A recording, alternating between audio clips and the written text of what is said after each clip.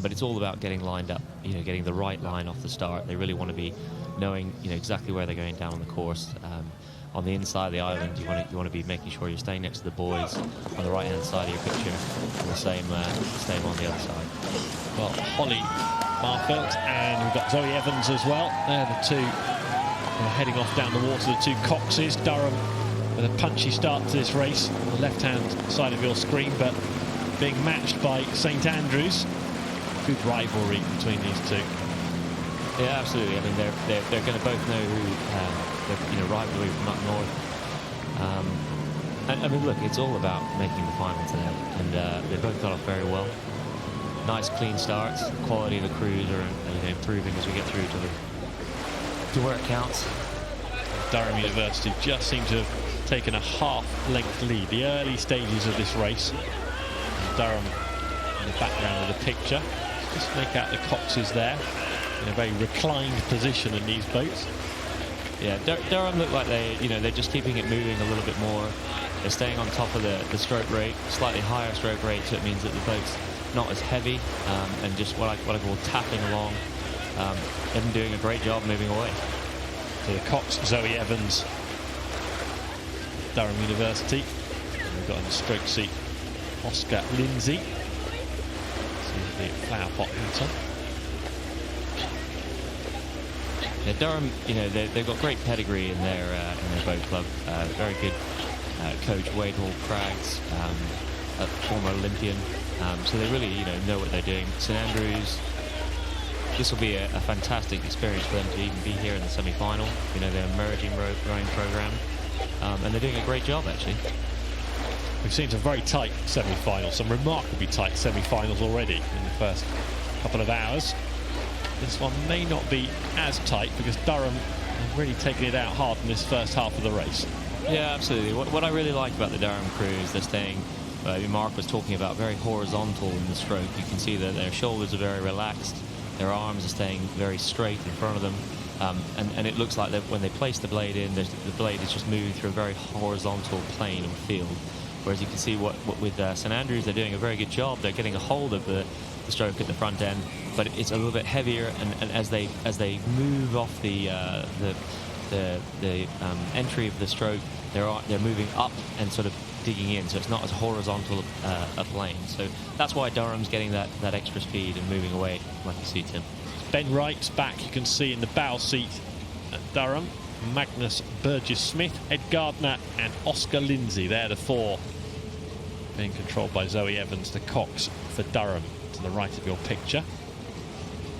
And they're both steering well. Umpires uninvolved in this race. We've seen a fair bit of umpire involvement in the last couple of races, but quieter this time.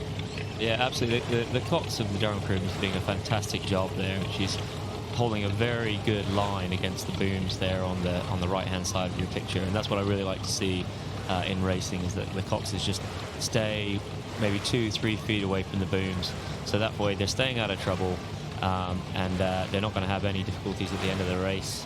Sometimes you see the less experienced Coxes. It's very difficult at Henley because there's only the booms on your right or your left-hand side, and there's nothing in the middle.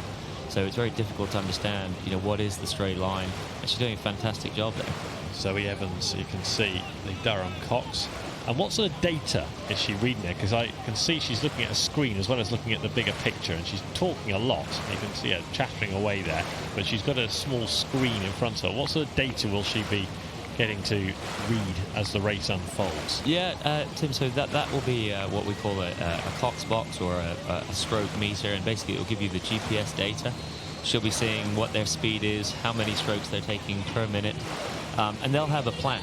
The good crews here, they'll have a plan that they're trying to execute at every point in the race. So you go through 500 meters, 750, they'll be knowing where they want to move, where they're going to get the best out of themselves. And she'll be able to see, are we going faster, are we going slower? I mean, it's amazing what you can see now with the GPS. It's very different to back in my day, when it was just the number of strokes and, put your finger in the air and where's the wind blowing in the Hamilton Valley. There you go, I got a great picture there of the Cox box. So it's effectively like my sat-nav that I monitor as I'm driving down the M4. Yeah. Zipping by exits on the M4. Yeah, absolutely. But St Andrews are doing a really good job here. You know, what I love about Henley and what I love about rowing is you never give up. You know, the special thing about here is there's always a chance. You know, anything can happen. If Durham catch a crab here, you know, St Andrews are always going to be in it. And the race is not about, you know, where you are at 1,000 meters. It's where you are at the finish line. So you always have a chance. We've already seen today dramatic turnarounds, particularly in the smaller boats, where the speed can change up or down, perhaps more quickly than an 8, which is more sustained. Yeah, particularly the Cox 4. I mean, it's one of the slower moving boats. So in the Cox 4, you can really change the speed. You know, your cruising speed versus your top speed is quite significant. I mean, Cox Fair, which you rarely see now, was the extreme version of that, and one of our commentators is a Cox Fair expert, Mr. Searle, coming after your fine self.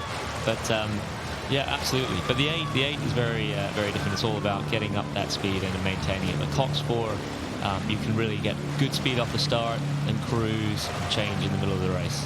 But Durham, you know, look, Durham, there's no question they are really rowing very well here. I think they've got very nice blade work. They're not missing much when they put their blades in at the catch or the start of the stroke, and they're having a very clean finish, and that's definitely why they're moving away. At the moment you mentioned Cox Pair, Greg Searle walked into the commentary box. Spooky. So we are into the final stage. This one, St Mary's Church in the background, the sites of Henley Town Centre, and there's the Durham Cox, Zoe Evans, reading the data and reading the race, and for her potentially steering Durham University to a very comfortable victory in this Prince Albert Challenge Cup semi-final. In front of stewards now, final few strokes for Durham up against University of St Andrews, and they have dominated this race from way back towards Temple Island. They got out a little bit more smartly and held that lead, extended that lead, and it ends up being a pretty comfortable finish for Durham University in the Prince Albert Challenge Cup, safely through to the final on Sunday at Henley Royal Regatta against the University of St Andrews. Over the line now.